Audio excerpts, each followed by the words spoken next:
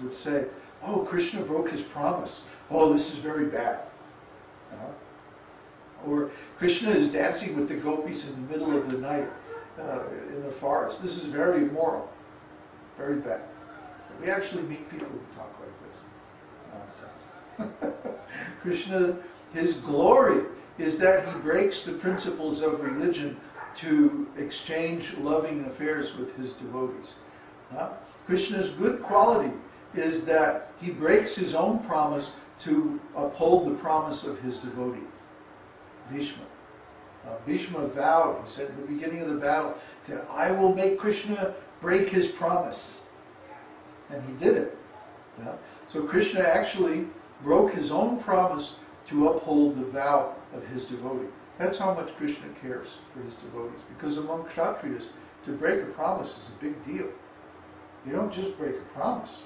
That's, a big mark on your reputation. People remember that. See? So, the kings in those days were not like the rascal politicians today, where they make some promise in the campaign and then as soon as they're elected, they just forget it. They do whatever they like. No. In those days, if you made a promise, you better live up to that promise.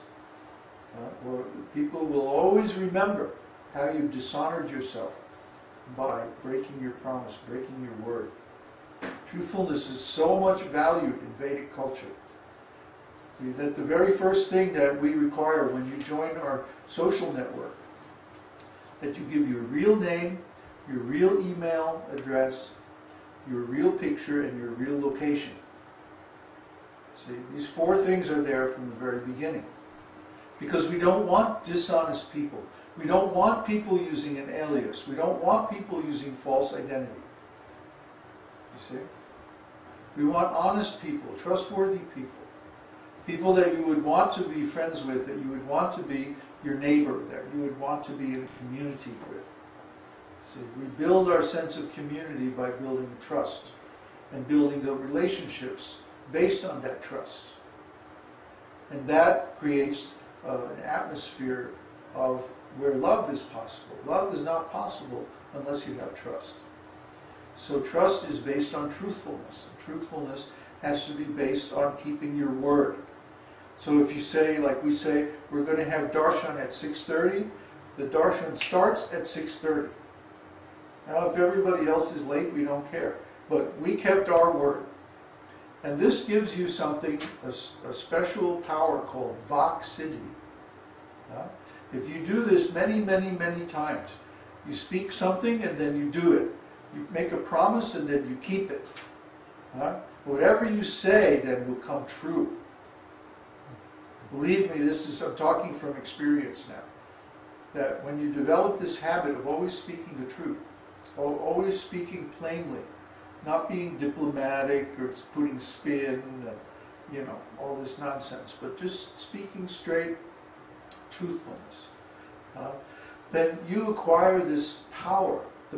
Your words acquire a certain power. That when you say, okay, we are going to go to India, we are going to teach in the colleges, we're going to get some land, we're going to have some cows, we're going to have a farm, we're going to do this, we're going to do that. And so you could see that just by speaking this, Krishna is already making those arrangements through his devotees. See? Krishna is like, oh, this devotee of mine is so truthful. I have to maintain his word. So just by his speaking, now that means I'm going to have to do all this over here and make this all happen so that his word is not false. So he doesn't lose his honor. He's going out on a limb. He's making a promise, making a commitment on my behalf. We're going to have this dedicated to Krishna. All this service, all this community, all of this teaching work and all this stuff. This is for Krishna. We're not doing it for our sake. We're doing it for Krishna and Krishna's devotees. So when Krishna sees that, he says, I have to uphold my devotee's promise. And he takes action. Krishna is not empty promises. Krishna does not indulge in that sort of nonsense. When Krishna makes a promise, he takes action on that promise. And we're the same way. When we say, oh yeah, we're going to do this, then we do it. And by building this force of truthfulness over many, many years, then it comes that you get this Vak Siddhi. Vak means speech, and Siddhi means perfection or mystic power. So then you speak, and the thing happens. It's a very nice habit. Very nice quality. Oh, here we go. Number 40. Controlled by love. Kṛṣṇa becomes obliged to the loving spirit of the devotee, and not exactly to the service rendered. No one can serve Kṛṣṇa completely. He is so complete and self-sufficient that he has no need of any service from the devotee. It is the devotee's attitude of love and affection for Kṛṣṇa that makes him obliged. A very nice example of this obligatory behavior was manifested when Sudama Vipra went to Kṛṣṇa's palace. Sudama Vipra had been a class friend of Kṛṣṇa's, and due to his poverty, he was induced by his wife to see Kṛṣṇa to request some aid. When Sudama Vipra reached Kṛṣṇa's palace, Kṛṣṇa received him very well, and both he and his wife washed the feet of Sudama Vipra, showing respect to the Brahmana. Remembering his loving affairs with Sudama in their childhood, Kṛṣṇa began to shed tears while receiving him. I told this story the other night, how they were gathering wood in the forest and they got caught in the storm and they had to take shelter in a tree and they were lost all night. And then the spiritual master and all his disciples came out the next morning and they found them and they took them back to the ashram and like that. So Kṛṣṇa was remembering all these things. He doesn't tell the rest of the story. The rest of the story is that after Sudama Vipra visited Kṛṣṇa, he gave a little offering of chipped rice. You know, chipped rice is like the lowest quality rice. It's the rice that's left over after the bulls stamp the paddy, to separate the husk from the meal. And so it's kind of, third-class rice. And that was all that Sudama had. And even that he had to beg. He was very thin. He was so poverty-stricken.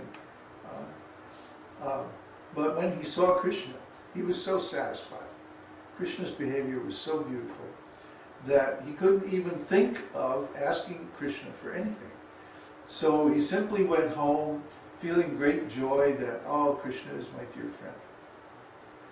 And when he got back to the place where he had lived, everything was different. He couldn't recognize it.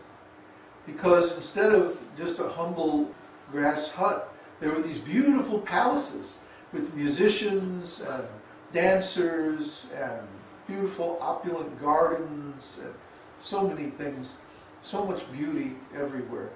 That Kṛṣṇa, without even being asked, he had transformed his place into beautiful Vaikuntha, right? So he came home, and then this beautiful angelic woman came out, all dressed in beautiful saris and jewels, and welcomed him.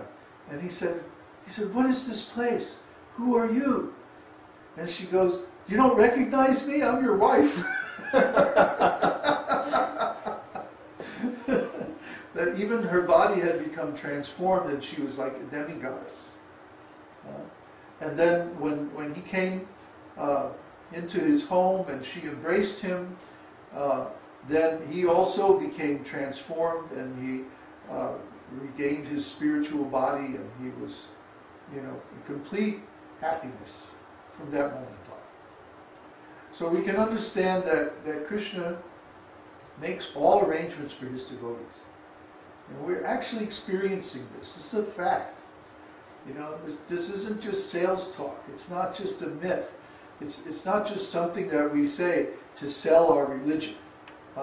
It's our actual experience, our day-to-day life, our everyday life.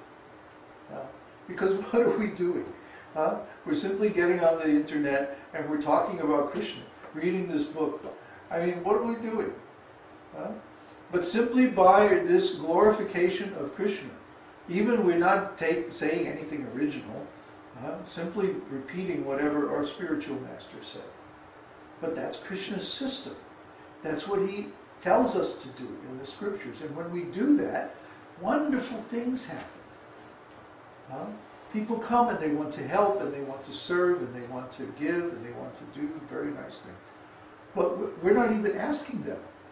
They're coming by their own spontaneous attraction, not to us but to Kṛṣṇa. Because we're representing Kṛṣṇa, we're carrying Kṛṣṇa, and we're also giving Kṛṣṇa to others. Actually, they could approach Kṛṣṇa on their own. They don't need us. But somehow or other, they don't.